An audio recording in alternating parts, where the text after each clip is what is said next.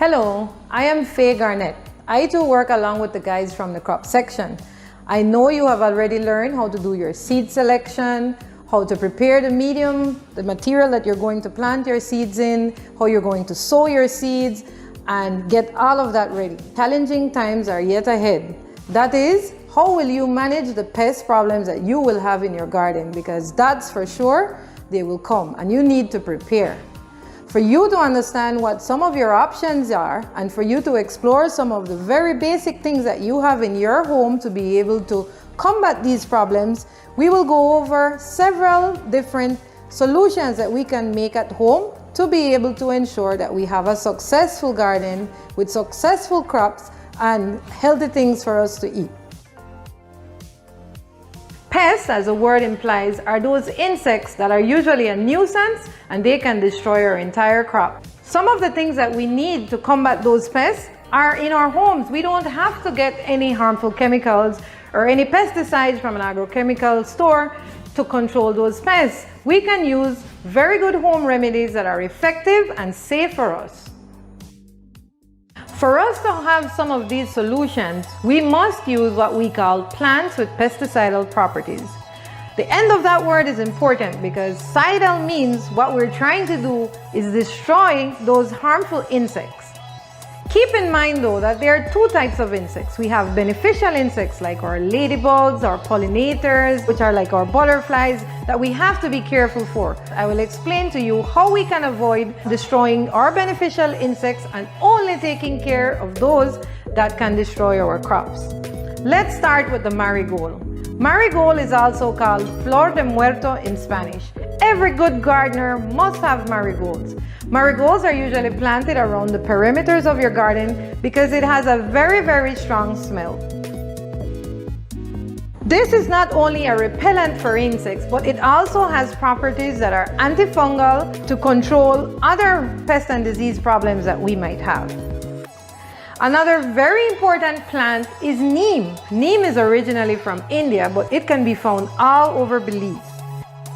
Not only do we use it in agriculture, especially organic agriculture, but some people use it as a medicinal plant as well to control diabetes. I've never tried it before, so ask your doctor about that.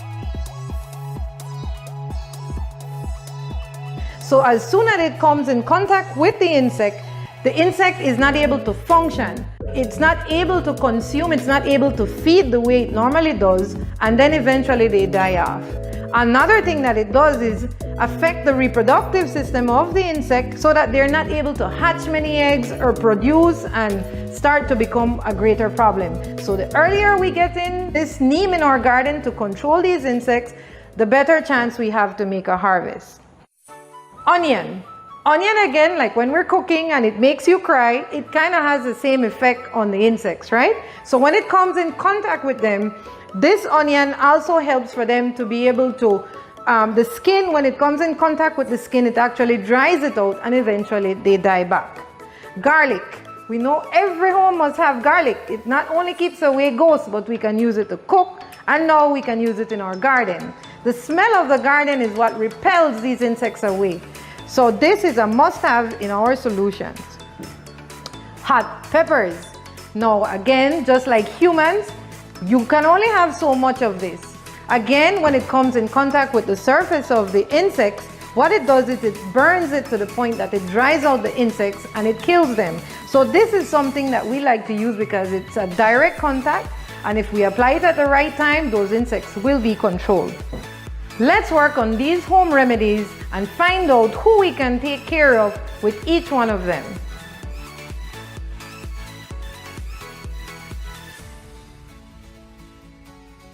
Let's start with our first solution. Remember, this is very easy. It's no rocket science, just pay attention. First, this can be a little bit messy and that's okay. Remember, everything that we're using is natural, so you don't have to be afraid to use your own blender or your utensils from your kitchen because this is a safe product that we're making. So let's fill this up. There is no perfect measurement. Here I'm trying to use at least 2 large handfuls of neem leaf. Added to this, we're going to put at least 4 or 5 pieces of garlic. The garlic will only work if we have it blended or chopped up very finely. You don't have to peel the garlic because we will end up straining all this. We add some water. That gives us a little bit more space for us to put more leaves.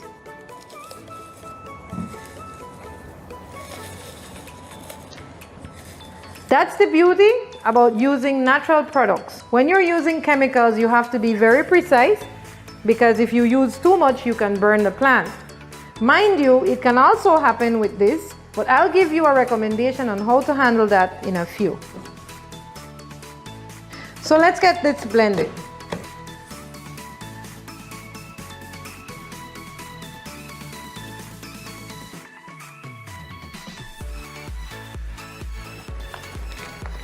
Okay, now that's all done.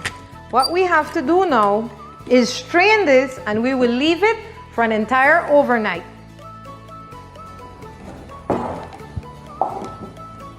We use a strainer, or if you have a piece of cloth, you can also use a cloth. This is a fun activity that you can actually do with your family members. Your kids may very well enjoy doing something like this.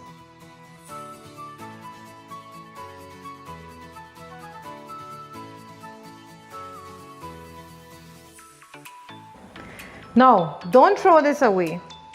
This part you can actually go in your garden and put this around your plants. This will take care of any kind of pest problems that you might have in your soil. It's also used as mulch, so don't throw away your excess leaves or what you have left from when you finish doing your blending. So let's cover that now in a ball jar. I like to use a ball jar, but you can use whichever container you have, or simply put it in a mug and cover it with a piece of cloth. And then the following day is when you actually do the mixture.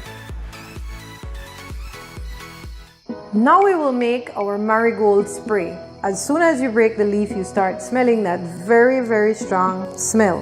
What we need to do first is cut the plant into several pieces to make it easier in the blender. It doesn't matter if the plant is not flowering, you can use any part of the plant.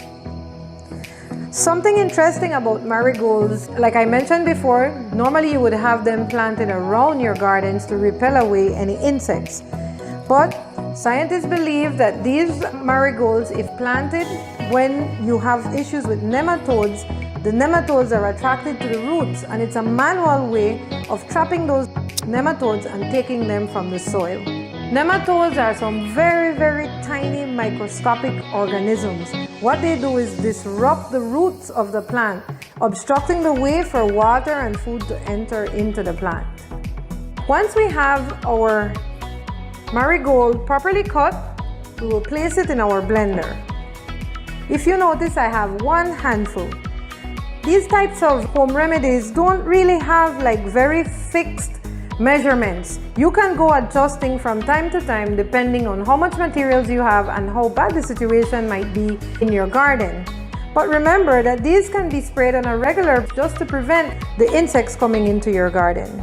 So to this handful of marigolds, we're going to add 500 ml of water.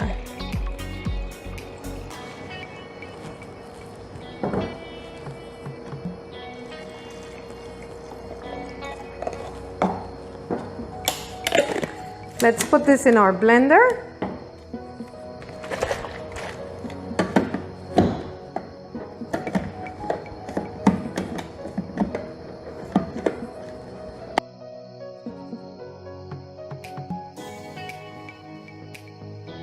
Okay, once this is properly blended, what we will do is place it in a mason jar or in any type of jar that you might have. And you will cover and put in a dark, cool place. A place where the sunlight is not directly shining on it, because that will affect how well this solution works. So now we will take 200 ml and put it in our spray bottle.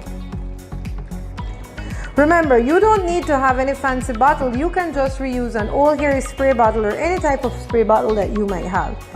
Sometimes using a fine cloth can ensure that you don't have tiny pieces that might cause a blockage on your spray. Something else that we can use is our liquid soap that we use to wash our dishes. This will function as a sticker, so we will add this to our marigold mix. I'm judging here, but from what I'm adding, this is around 2 tablespoons of liquid dishwash. Now we will fill the bottle with water.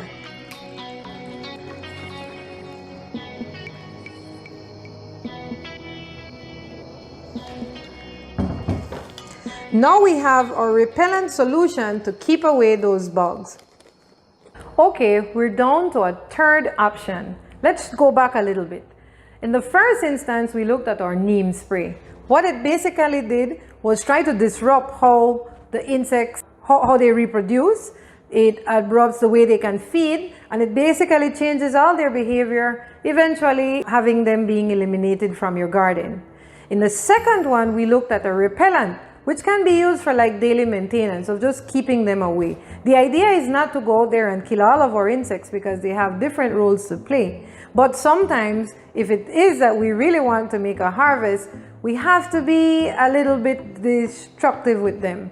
But let's move on to our third one. We now have a hot pepper spray. We will take these hot peppers and put them in our blender. To this, we will add 1 second. To this now, we will add 200 ml of water.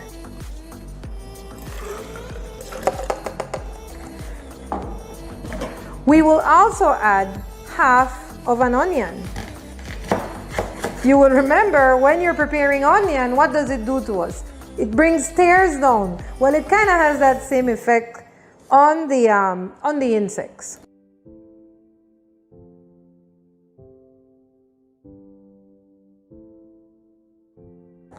We can cut them in smaller pieces because I have a small blender, but if you have a food processor or something bigger, then you can have bigger pieces than I have. Whoa, it's already working. Now we will add at least 4 cloves of garlic. I don't worry about taking away the skin because we will end up straining this. Gosh, this is what it causes, see?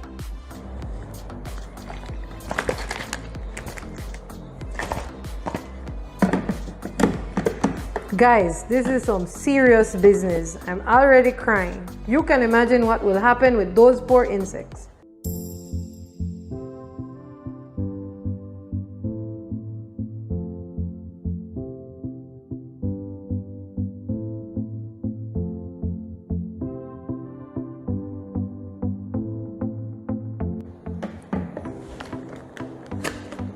Guys, you have to be extremely careful with this solution. It's no joke, I'm crying. You have to be safe. So let's try to do this very quickly.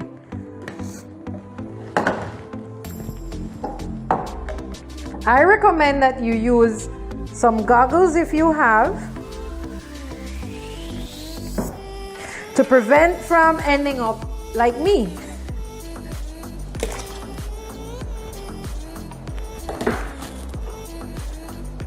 Okay. With our 200 ml of this strain solution, we will put it into our spray bottle and quickly add 400 ml of water, or you can just finish filling up your spray bottle if you have one like my size, so that we can have a complete solution.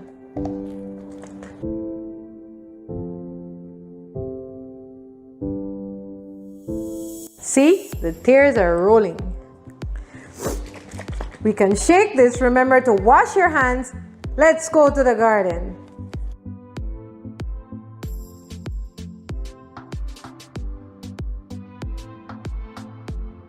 Before we continue, remember it's best to do this in the late evenings when the sun is not too hot. I'm doing this demonstration for you but ideally we would want to do this in the late evenings. Another thing, you will want to experiment with the mixtures because it's depending on how you do the mixtures, that's the result that you will get here.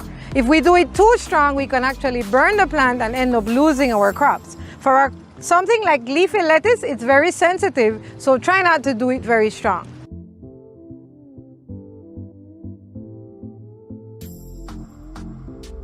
Okay guys, we're here with some of our hot pepper plants and we just want to do some spraying with our neem to ensure that if there's any insects here, that they're taken care of. Remember, don't only spray on the top side of the leaves, but you have to ensure to get the undersides. As the day keeps getting warmer, the insects tend to move to the bottom of the leaves and hide there until late in the evening. That's the reason why I said earlier we want to do this type of spraying in the late evening. Remember to inspect your plants very closely, and that's how you will know when you need to spray again.